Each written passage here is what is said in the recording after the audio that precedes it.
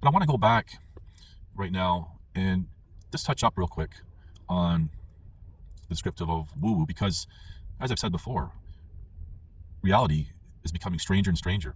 It's always been strange, but people just didn't see it, and it wasn't as common as it is now. It's increasing, and there's so much strangeness, and people are trying to find answers. A lot of people, for example, people, as one might call them, as a descriptive NPC types and so forth, they try to go with conventional or mainstream ways of looking at it and coming up with some sort of conclusions that really don't answer anything. But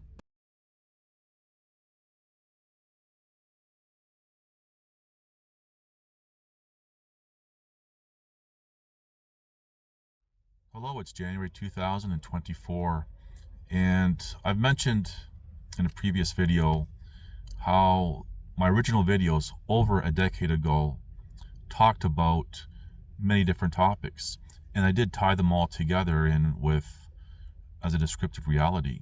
The topics range from what I would call woo-woo to as a descriptive spiritual, and I even shared the first-hand knowledge of things based on the paths that I've walked in life in those videos as well. And I would like to focus a little bit more on, again, as a descriptive, the woo-woo side of life, because today's world is appearing more and more strange. And even people who never really paid attention to these things are going, yeah, there's something going on, something weird. Reality has always been stranger than fiction. We see, for example, in movies, how things that are truthful, reality-based, are presented as fiction, and things that are not reality-based and so forth are presented as fact. And this is confusing people. Movies, music, television, all these things are tools to socially condition, to socially engineer people. And even people I've talked to in real life, they will talk about something, and I would highlight, well, yeah, that's from a movie. And they can't distinguish reality from a movie. And then when you start, well, it was that movie, it was, it was all like, for example, science fiction. They'd be going, oh yeah, but it makes sense though in reality. And it's like, no. But anyway, I'm digressing. So a lot of people now are searching for answers, and they're trying to find something to hang on to. A lot of people are turning towards religions and belief systems, and you have people who are already part of one religion or belief system, and then they switch to a different one, and then everyone's going back and forth and shuffling around, because as a descriptive spiritually, people are panicking. They may not even realize it, but they're searching for something, because something is going on and something is going to be happening soon. And I just want to highlight something, just some food for thought.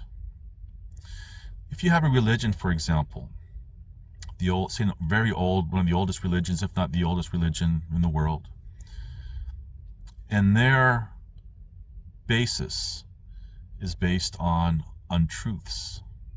Things have been rewritten, skewed, whatever, and their religion forms, and then another religion will come along and attach themselves to that religion or belief system.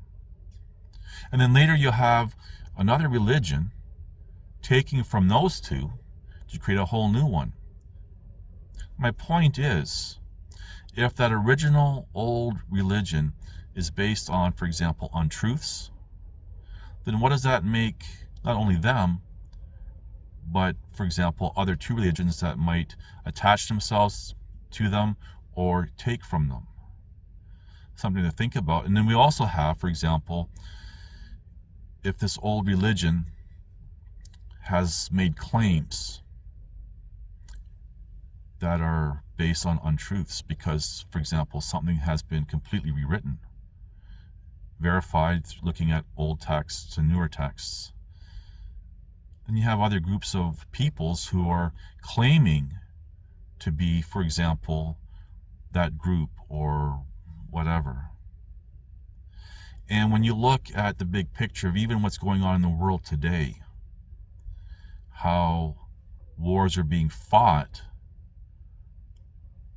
because, say, for example, a leader has been groomed to believe, and to believe is to make an uninformed conclusion, that they will be bringing in the end times, and everything is based on falsehoods. And those falsehoods, for example, by a leader being groomed, is a falsehood in itself. We have atrocities in the world. We have injustice. We have tyranny.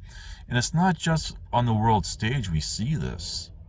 We see injustice and tyranny on the individual level. And this goes to, for example, false allegations, false narratives, wrongful convictions. That's all forms of injustice and tyranny. The topics that I've been focusing on since my original topics in my videos for the past 10 years. There are many, many layers to life. I've said many times, most may wake up to one or several things only to slumber in something else while slumbering in everything else. And the key is, how many things can you, as a descriptive, wake up to and not fall back asleep to something else? And some time back I did a video talking about how the status, or whatever you want to call it, what people call themselves, woke and awake, how they're essentially the same thing. And that's a very interesting video to watch. So I want to give you some things to think about, because the world is getting stranger and stranger. And things are going to get even more strange before it's over, as a descriptive. And people are starting to look for answers, only to be trapped in something else. And as I've said, people are turning to religions and belief systems, and people who are within a religion or belief system, they're leaving one, going to another, and people from that one are going back to this other one, and everyone's just shuffling around. Because as a descriptive, people spiritually are panicking, trying to find answers, trying to find truth, trying to understand everything. And reality has always been stranger than fiction. And we see, for example, how movies, even music and television, all these things are tools to socially condition people. But reality is stranger than fiction, always has been. We're just noticing it more now at this particular time, as well as these things are increasing. Just wanted to give you some things to think about. Anyway, thank you for watching. Please like, subscribe, comment, and share. What people call prophecies, I'm going to reiterate this again, are not predictions of an unknown future. Rather, prophecies are agendas that are laid out. And a lot of people can't wrap their head around that, for one of several reasons, I suppose. One being that prophecies are supposed to be something divinely inspired. Well, perhaps they are, but it's still just an agenda. It's not a prediction of an unknown future. Other people, just through social conditioning, they want to keep that mysticism about it and all this other stuff. But anyway, I'm digressing here. And people are ignoring all these things because perhaps they're scared. Perhaps they, for example, want to do their best to acknowledge the Most High, follow the Most High, worship the Most High, whatever descriptive you want to give that. And people are running around trying to figure everything out. And it's not taking away from them, because yes, whether someone's an NPC or whatever, everyone has a role to play in this game that's being played out.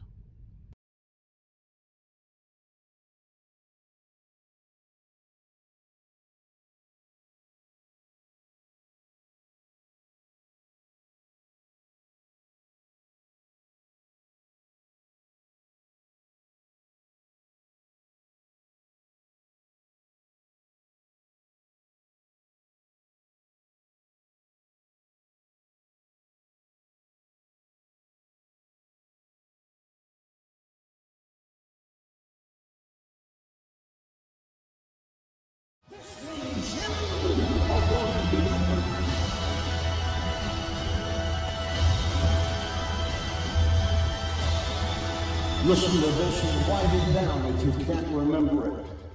You're never going to outgrow warfare. You simply must learn to fight. I hear people saying to me, oh, when is it going to get easier? When you die.